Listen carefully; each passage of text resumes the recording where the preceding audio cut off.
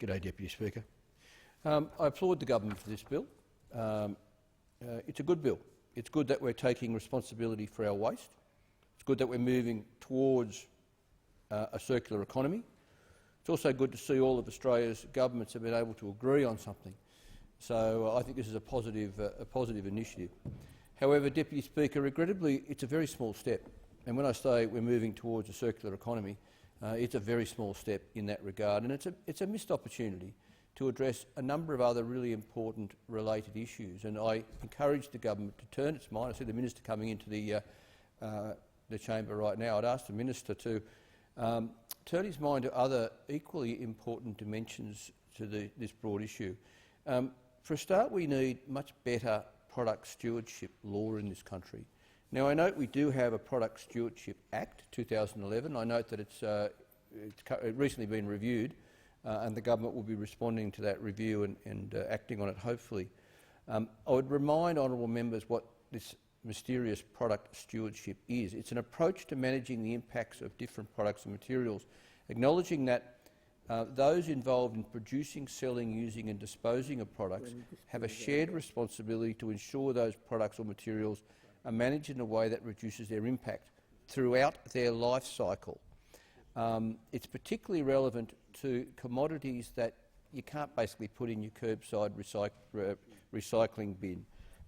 Things like tyres, mattresses, batteries and e-waste are all good examples. The problem with the current Act, Deputy Speaker, is that it's a combination of voluntary, co-regulatory and mandatory provisions, when really I suggest the Commonwealth should introduce mandatory product stewardship for all necessary items and not be relying on voluntary measures.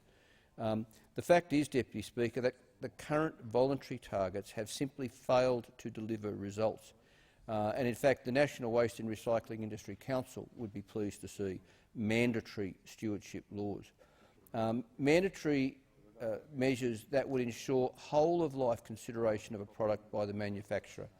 For example, the labelling and packaging requirements or the requirements relating to recycling, recovering, treating and disposing of products. Basically giving the producer of an item ownership of that item right to the end. Deputy Speaker, I'd also like to see a ban on single-use plastics, and I'm confident that I speak for a great many Australians, in particular in my own electorate of Clark, who want us to see decisive action and a ban on single-use plastics.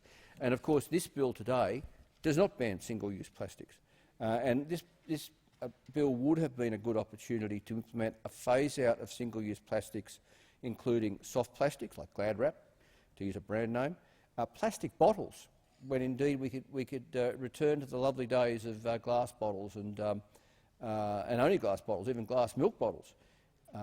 Again, doing away with single-use takeaway containers, single-use knives and forks, single-use cigarette filters and microplastics that are made of goods that can't be recycled.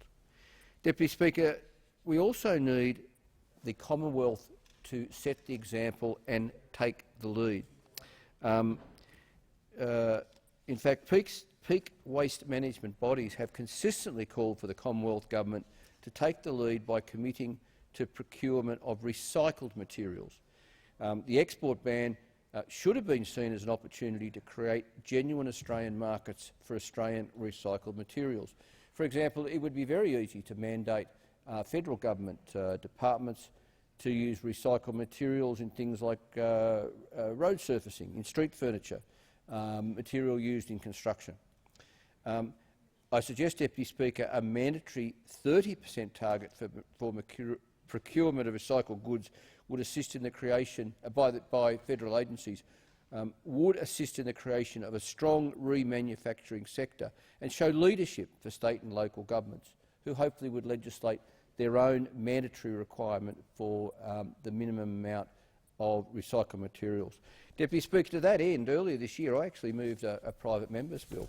It was the Public Governance, Performance and Accountability Amendment Sustainable Procurement Principles Bill 2020. That in fact did require in the bill that at least 30% of a government agency's procurement of goods for a financial year be recycled. Importantly, my private member's bill, Deputy Speaker, also requires government entities to purchase consistent with sustainable procurement principles. In particular, the purchase of goods or property that can be reused, repaired or recycled should be considered when making procurement decisions. Also, that government agencies should use goods that include recycled material, using goods that include recycled material should be given preference when making procurement decisions. Hopefully you can achieve a lot more than 30%, Deputy Speaker. Also, to abide by the sustainable procurement principle that environmental impacts should be minimised when making procurement decisions by choosing goods or services that have lower adverse impacts associated with any stage of production, use or disposal. And finally, Deputy Speaker, that government agencies should consider that fair and ethical sourcing practices should be applied when making procurement decisions by ensuring that suppliers of goods and services are complying with social and legislative obligations, including obligations to employees. Deputy Speaker, this all sounds well and good. It sounds like just the sort of thing we should be pursuing, but that bill was not selected for debate and decision by the Parliament or by the House of Representatives. And I think that was a regrettable decision by the government, and as far as I'm aware, it didn't have the support of the opposition as well.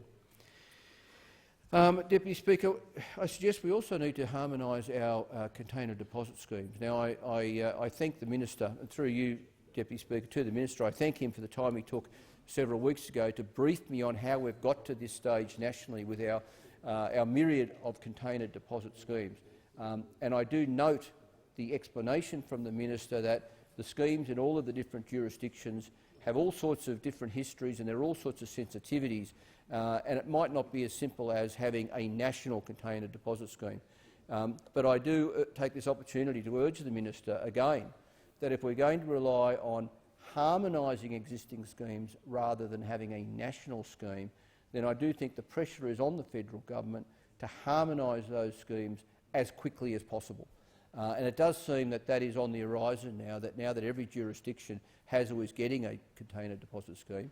I think we have a very real prospect, with strong leadership from the federal government, to indeed harmonise those schemes. Deputy Speaker, I'll also raise something which may not have been raised in this place again, but the merit of making appliances repairable. Now, this has been raised with me by a number of constituents, Deputy Speaker. Their dissatisfaction with the fact that you can just go to, one of the big shops like Kmart or Target or Big W, and you can buy a toaster for $10 or a jug for $10 or a rice cooker for $20, and they're pretty good, except when they break down, they can't be repaired and they're thrown out, creating waste. Often waste that contains quite precious commodities and is highly toxic in the environment. Deputy Speaker, I would note that the EU has a right to repair regime.